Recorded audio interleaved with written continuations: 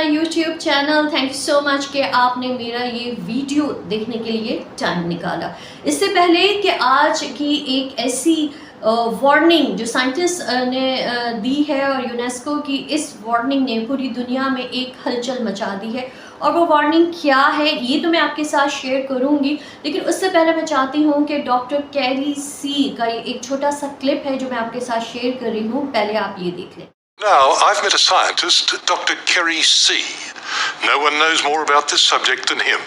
And last year he actually warned the Indonesian government a tsunami was on the way. He even handed out brochures to villagers showing them how to save themselves. The trouble is, no one took the slightest bit of notice. Now he's predicting another, even more devastating tsunami. One can only hope that this time they're listening. Listen carefully, because this is Dr. Kerry C's new prediction. I think that we can probably say right now how big it will be. I will bet that the next significant earthquake here will be at least an 8.2 and possibly an 8.7 or a little larger. So this is the one that we think will produce the granddaddy. Where we are now. Yeah. Dr. C, geology professor at California Institute of Technology, knows Indonesia's earthquake zone like the back of his hand. That's why he was able to forecast the Boxing Day quake and why he predicts another now. More on that forecast later, but first, why did this happen and why so many deaths? This is the most telling 40 seconds of video of all. It clearly shows why so many never stood a chance. At first, the water in this Banda Aceh stream is about ankle depth. Moments later, the speed is so fast and the volume so great, it's meters deep, up to first floor level. It's a deadly soup of cars, trees, houses. UNESCO के मुताबिक इस साल ज़मीन की तारीख का सबसे बड़ा सुनामी यानी बॉक्सिंग डे फिर एक बार अपने आप को मतलब रेडी कर रहा है। ये सुनामी इतना बड़ा होगा कि जो 2004 में आने वाले सुनामी में जिसमें तकरीबन 2,50,000 हलाकत हुई थी, वहीं पर ये सुनामी की शिद्दत का अंदाज़ा इससे लगा रहे हैं साइंटिस्ट कि ऑस्ट्रेलिया की आधी आबादी यानी 1 करोड़ लोगों को पलक झपकते हलाक कर सकता है। इसको समझने के लिए साइंटिस्ट ने कहा है कि हमें 2004 के सुनामी को थोड़ा सा समझना होगा, क्योंकि मरकज़ कहीं और होता है और तबाही कहीं और होती है।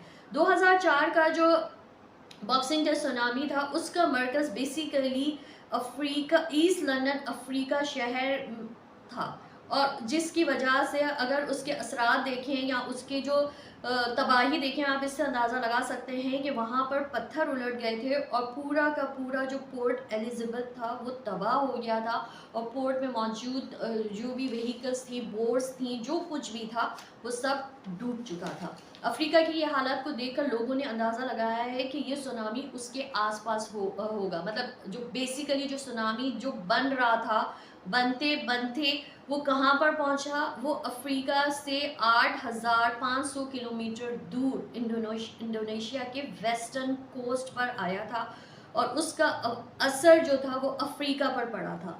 लेकिन अफ्रीका में जो उस वेव्स की शिद्दत थी वह 1.5 to 2 मीटर उसकी हाइट थी, लेकिन नुकसान फिर भी हुआ। जबकि इंडोनेशिया में इसकी जो हाइट थी वेव्स की वो अप्रॉक्स 10 मीटर थी, और उसका अंदाज़ा आप 3 मंजिला इमारत से लगा सकते हैं।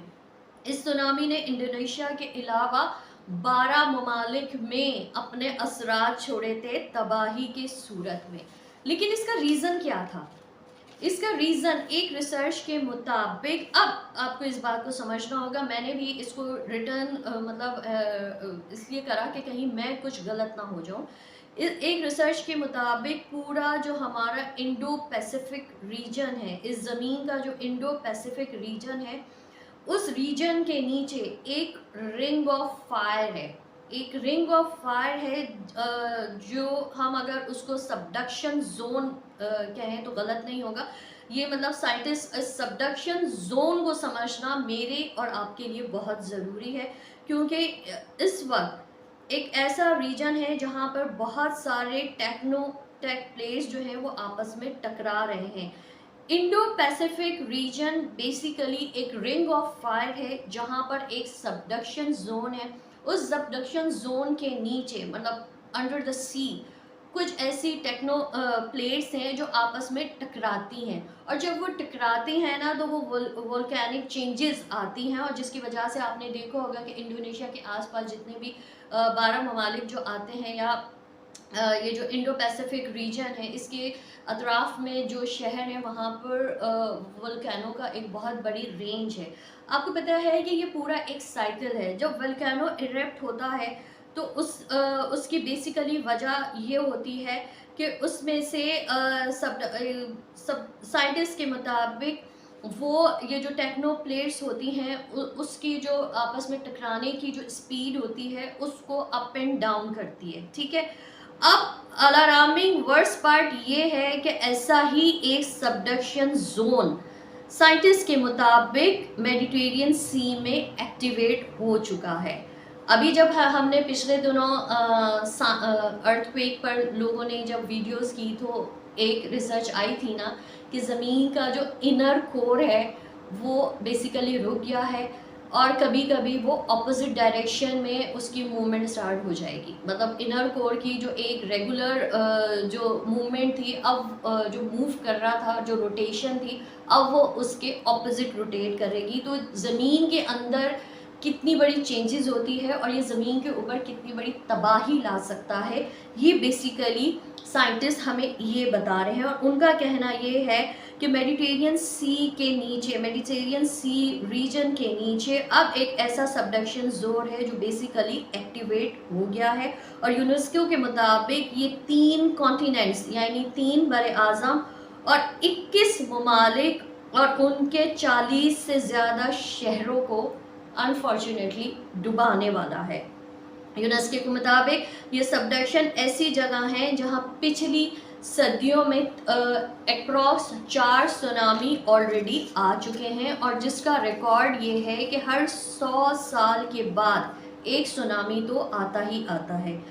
ऑलरेडी यहाँ पर इस रीजन में रहने वाले जो लोग हैं उनको एडवांस वार्निंग मिल चुकी है और उस हिसाब से वो रिस्पॉन्ड भी कर रहे हैं। इसका कोई चांस है ही नहीं कि 1992 में जब इस रीजन में सुनामी आया था तो उसकी आप वेव्स की स्पीड देखें कि एक तरफ रेडियो पर उसके आने की खबर दी जा रही थी और दूसरी ही तरफ लाखों की तादाद में जो रेडियो सर्वर्स थे वो पानी में तैर रहे थे।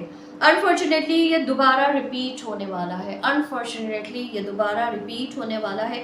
अभी टर्की के 2 बड़े ज़लज़ले आए और अभी तक आप ये देखें कि वहाँ पर ज़लज़ले आ ही रहे हैं, लेकिन अगेन वो जो उन्होंने 21 ममालिक और 40 शहर जो प्रेडिक्ट किए हैं ना, तो उसमें उस लिस्ट में इस्तांबुल भी शामिल है। इससे उन्होंने अंदाज़ा लगाया है, बल्कि इस रिसर्च से उन्होंने अंदाज़ा लगा लिया है साइंटिस्ट ने कि तुर्की में इस वक्त जो सबसे बड़े ज़लज़ला की वजह ही ये मेडिटेरियन सी में आने वाले सबसे बड़े सुनामी है। ये मेडिटेरियन सी में इस वक्त जो सबडक्शन जोन, क्योंकि वो टर्म्स हैं जो साइंटिस्ट ने इस्तेमाल किए हैं और इसको उसी टर्म्स में हमें समझना पड़ेगा। मेडिटेरियन रीजन में एक सबडक्शन जोन बन रहा है, बल्कि वो एक्टिवेट हो चुका है और अभी वो एक्टिवेट मतलब हुआ है, और उसका अंदाज़ा इससे लगाया जा सकता है जो अकॉर्डिंग टू साइंटिस्ट और जियोलॉजिस्ट कह रहे हैं कि अभी हालिया जो टर्की में जो इतनी बड़ी तबाही आई है वो बेसिकली मेडिटेरियन सी के अंदर ये जो एक सुनामी का एरिया जो साइकिल बन रहा है ये उसकी वजह से है। और लास्ट ईयर 2022 में पास ही मौजूद इटली का एक एटना वोल्केनो है जो दोबारा इरप्ट हो चुका है। अगेन साइंटिस्ट इसको जो है ना कड़ी से कड़ी को मिला रहे हैं इस सबडक्शन जोन को, और उनका कहना है कि जहां अभी हालिया हमने टर्की की तबाही देखी, वहां पर अब वो कह रहे हैं कि पिछले साल 2022 में उनके मुताबिक इटली का जो एटना वोल्केनो है, मतलब आप ये देखें कि अल्लाह ताला ने एक अजीब ही एक शाहकार है, एक अजीब ही कायनात है कि जो वोल्केनो इरप्ट होते हैं उससे भी ज़मीन के नीचे जो यूरेशियन प्लेट्स हैं और जो अफ्रीकन प्लेट्स हैं ये एक दूसरे के करीब आ रही हैं। और हम ये देखते हैं ना कि जब एक हाईवे है और एक सामने से भी एक गाड़ी आ रही है, उधर से भी एक गाड़ी आ रही है, और अगर उसकी स्पीड की इंटेंसिटी बहुत ज़्यादा होती है तो आप ये देखें कि वो एक ऐसा एक्सीडेंट होता है कि जो जानलेवा साबित होता है, वो तबाही मचाती है।